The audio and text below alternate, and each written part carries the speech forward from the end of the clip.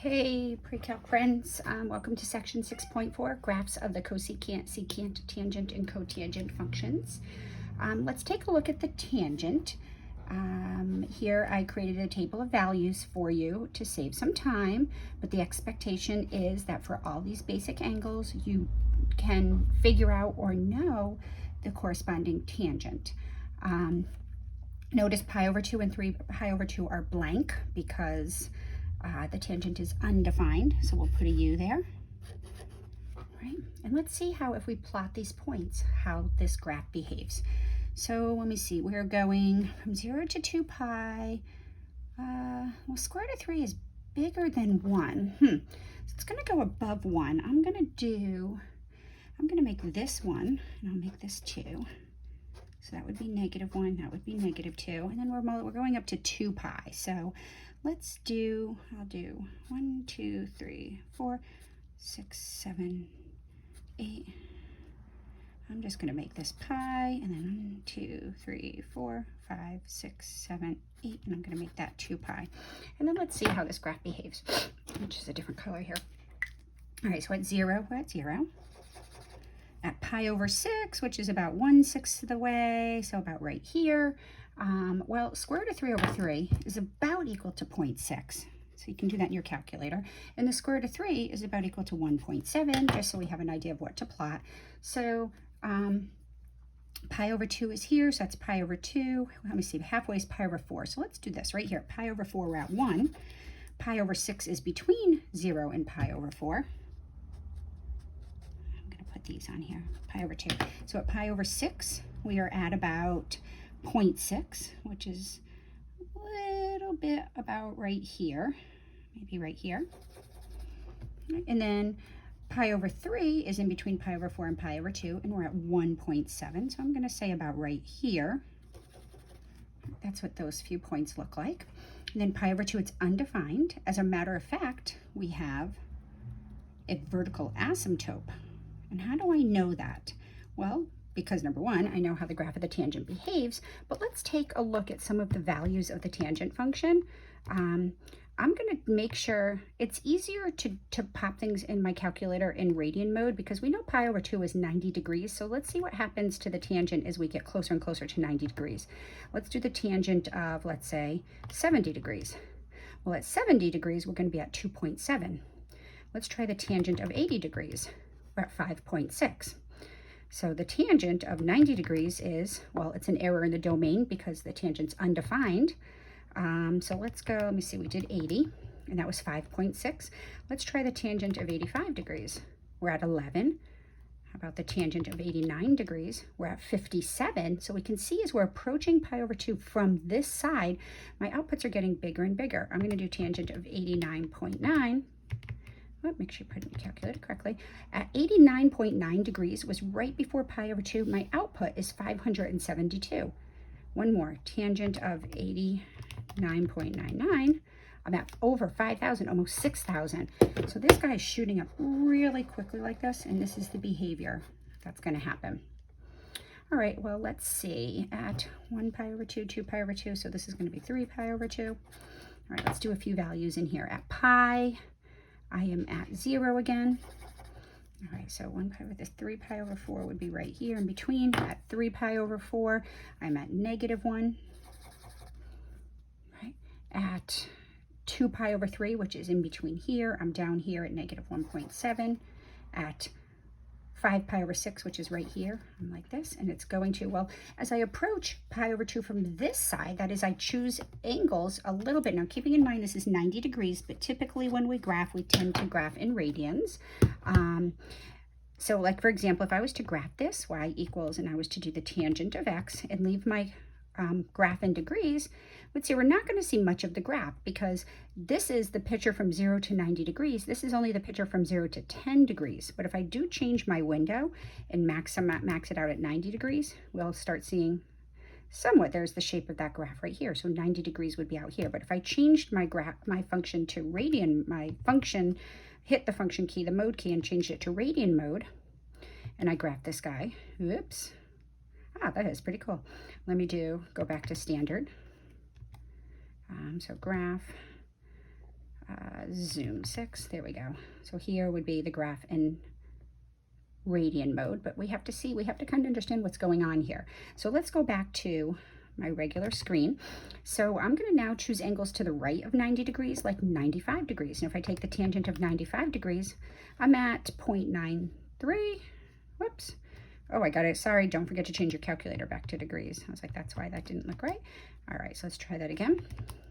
The tangent of 95 degrees is -11. Let's get a little bit closer. Maybe the tangent of 91 degrees is -57. So as I get closer and closer to 90 degrees from this side, it looks like my angles are getting more and more negative. The tangent of 90.1 degrees, we're at -572. So we see on this side of 90 degrees, it is shooting down. We have this asymptotic behavior at 90 degrees or at pi over 2. All right, likewise, the tangent is undefined at 3 pi over 2. Remember, the tangent is undefined for any angle coterminal with the y-axis. So that's all odd multiples of pi over 2. So now at pi, we're going to go beyond pi. We're back up to the square root of 3 over 3, which is about 0.6. Here, we're going to be at 1. It's going to shoot back up like this. And then every odd multiple of pi over 2, it's going to exhibit this behavior. So if I go out another, let me see, I have 8 here, 1, 2, 3, 4, 5, 6, 7, 8. This would be 5 pi over 2. We're going to have another asymptote at 2 pi. We are back for angles coterminal with the positive x-axis, and it's going to behave like this. And the tangent repeats itself over and over in this fashion. So over here, it would do this and shoot down. We're just not seeing that part. So again, here, let's look at the graph of this guy. Oops. Y equals the tangent of x. Let me see the mode. I gotta go back to my radians because we graph in radians. Now, there we go. All right, so those vertical lines that you are seeing, those are the asymptotes. They're not part of the graph. They're just tools that help us guide the graph. And we have these shapes that go like this. So here's the graph of the tangent function. So when I threw this into Desmos, this is what I got. And it goes on forever. It repeats infinitely. All these breaks right here happen at odd multiples of pi over 2. So you have all these asymptotes right here, right here, right, and right here forever. All right, so this is pi over 2. This is negative pi over 2. So this would be the next odd multiple, that's 1 pi over 2. So this would be 3 pi over 2. My next asymptote would happen at 5 pi over 2. So all odd multiples of pi over 2. Negative 3 pi over 2, so forth and so on. So we technically call, if we start at 0, this is going to repeat itself every pi. Unlike the sine and cosine, which repeats every 2 pi, this repeats every pi. But we technically, when we look at one period of the tangent, we tend to straddle the origin and look at one of these complete shapes, including their asymptotes. So this is what one period of the tangent looks like. Right, so the period of just y equals the tangent of x would be pi, right? And it goes off to infinity, so we say there's no amplitude. Technically, it's infinite. So it goes up forever and then shoots down forever.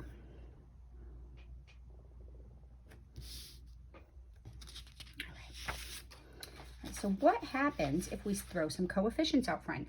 Let's look at the graph of A tangent BX. So if the coefficient out front is not 1 and the coefficient inside is not 1, how does that change the behavior of the graph?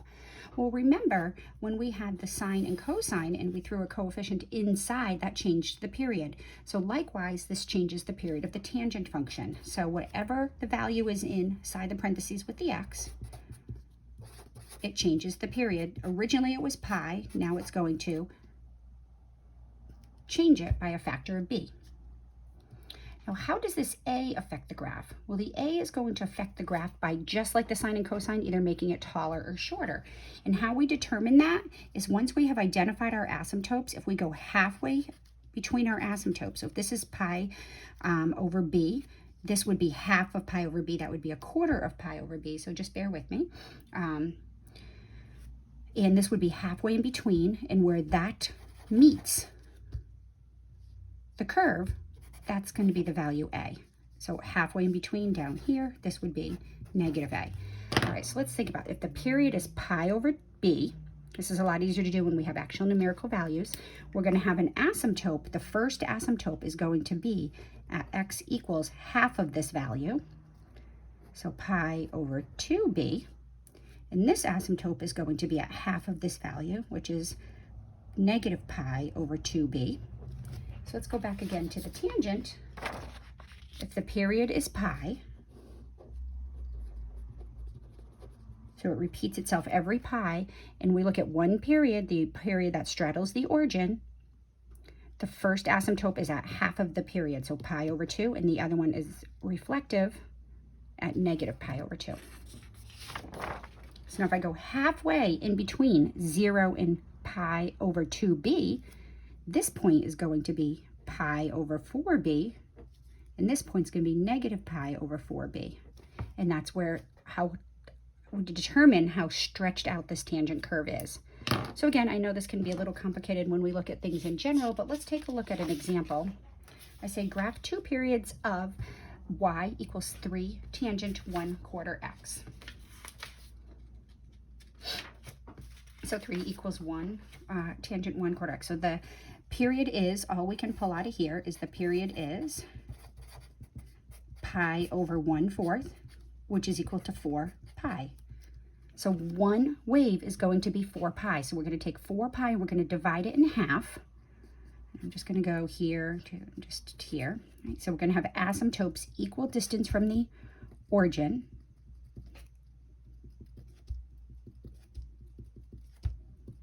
Right here. So this period is, the distance between these is 4 pi. So this asymptote is going to happen at x equals, we'll take half of that, 2 pi, and the other asymptote will be negative 2 pi. So hopefully you agree that the distance between these asymptotes is 4 pi, 2 pi to the left, 2 pi to the right. So that's what that value is going to tell us. Now this is going to tell us that we're going to go halfway in between each asymptote and the origin, and then we're going to go up 3 units. So halfway, and then we're going to go up 3 units. That's going to be 1 point on the curve. So halfway between 0 and 2 pi is pi.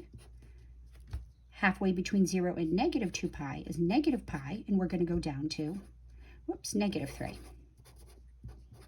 So that's where this value comes into play. It goes through the origin. Right? So we could pop in a couple extra values here. We could do pi over 2 and see what happens. We could take the tangent of pi over 8, which is not a common angle, so that would be a tricky one. So tangent of pi over 8, let's just do this. We're going to find out, we're just going to estimate the height of this guy. So let me see, am I in mode? I am in radian modes. Okay, so let's get out of here. And I'm going to do the tangent of, here's my pi button, so secant pi divided by 8. Nope, yep, because it's pi over 2, and we stick pi over 2, and here we get pi over 8. So I'm just going to find the output. It's at 0.41. So right here, my output's about 0.41. So this is a value of 1, so that would be about right here. So at pi over 2, at negative pi over 2, we're about at negative 0.41. We can see the shape. It's going to do this. All right, now we're using these asymptotes. It's going to shoot off. It's going to go up forever. So if you notice, we stick 2 pi in here. 2 pi divided by 4 is pi over 2, and that's where this tangent curve is undefined. Now that's only one period, so you can draw another period to the left or to the right, or to do both, but make sure we're going to go a distance of 4 pi from either asymptote. So if I go 4 pi from this asymptote, it's 2 pi plus another 4 pi, we're going to be at 8 pi. So 1, 2, 3, I'm just trying to evenly space it. So I made this 8 units, so I'm going to make that 8 units. Right.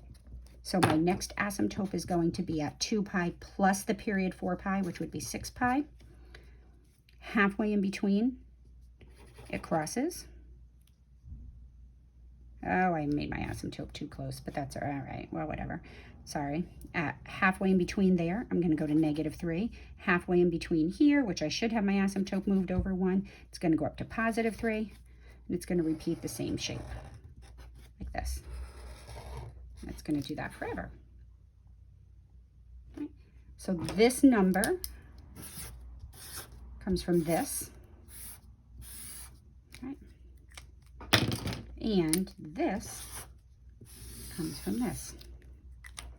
All right, so the domain of the tangent, well, this gets a little tricky to write because the domain, unlike the sine and cosine of the tangent, is not all real numbers. We cannot put in angles that would give us values at the asymptotes. So here we notice that our asymptotes are at 2 pi, 6 pi, negative 2 pi. So that's a little tricky to write. I'm going to write it like this. X cannot equal, I'm going to say positive negative 2 pi. And then it's every 4 pi. So positive negative 6 pi, positive negative 10 pi, so forth and so on. We want to put enough in so that we can see the pattern. The range, on the other hand, we'll notice these arrows indicate that it goes up and down forever. So the range of the tangent function, unless otherwise stated, is all real numbers. Want to try another one?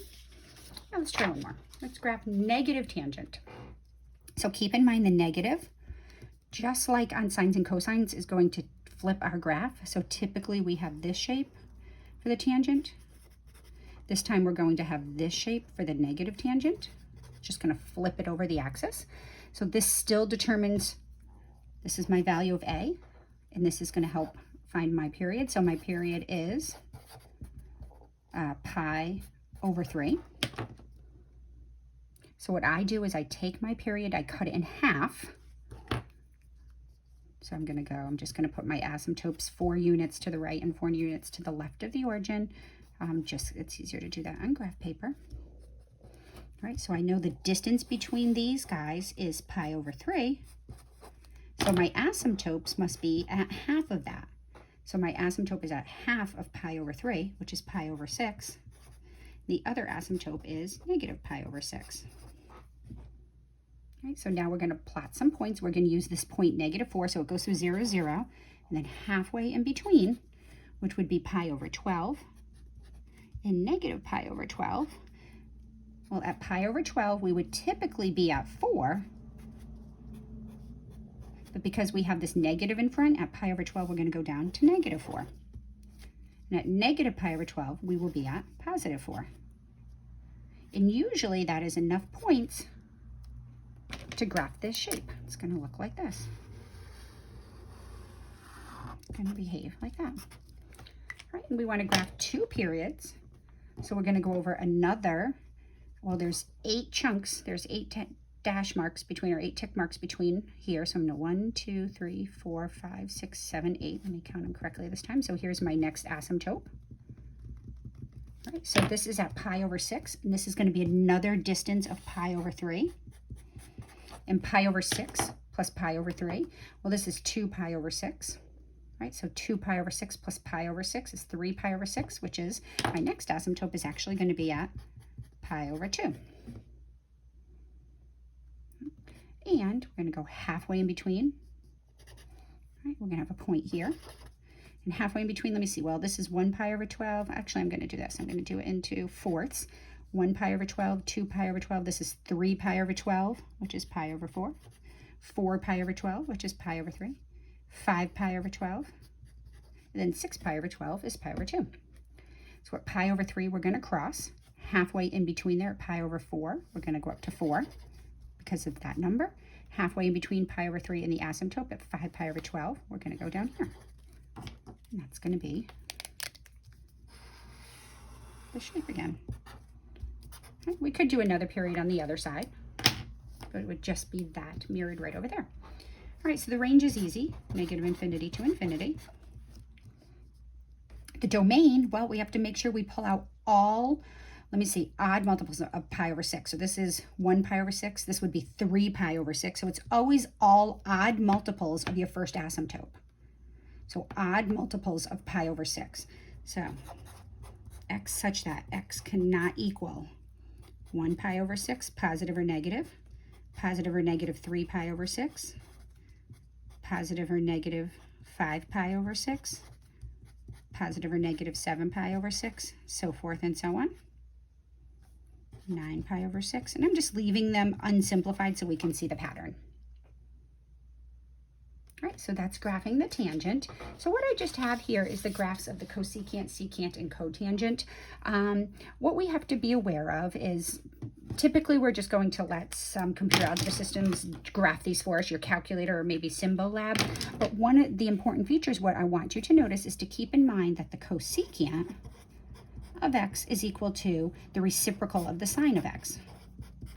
So that being said, the cosecant is undefined whenever the sine is 0. And the sine is 0 for any angles coterminal with a positive or negative x-axis. So keeping in mind that we have these shapes right here, the shapes that have asymptotes, we're going to have an asymptote at 0. Right, and then my next asymptote is, well, the next angle that's coterminal with the x-axis is positive pi. So then this is going to be every multiple of pi, we're going to have an asymptote. So x equals 2 pi, so forth and so on.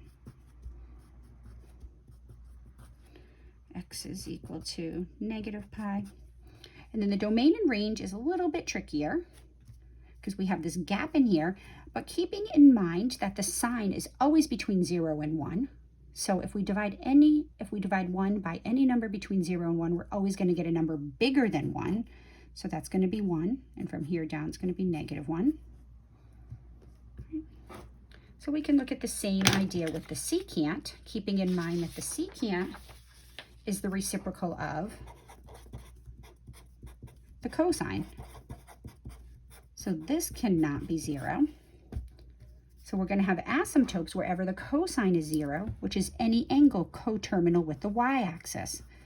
So the y-axis is pi over 2, 3 pi over 2, 5 pi over 2.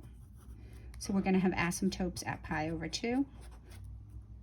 This would be 3 pi over 2, so all odd multiples. Negative pi over 2. Right. And then lastly, the cotangent. Well, the cotangent looks a lot like the tangent, just kind of flipped. I also noticed that it shifted. My asymptotes happen where the tangent is 0. And the tangent happens to be 0, so the cotangent, let's write this down. The cotangent is 1 over the tangent. And this cannot be 0. And the tangent is 0 for all angles coterminal with the x-axis. So we're going to have asymptotes with all angles coterminal with the x-axis. So at x equals 0, x equals pi. This is going to be x equals 2 pi, so forth and so on. X equals negative pi. All right. All right, have fun with these guys. Catch up with you later.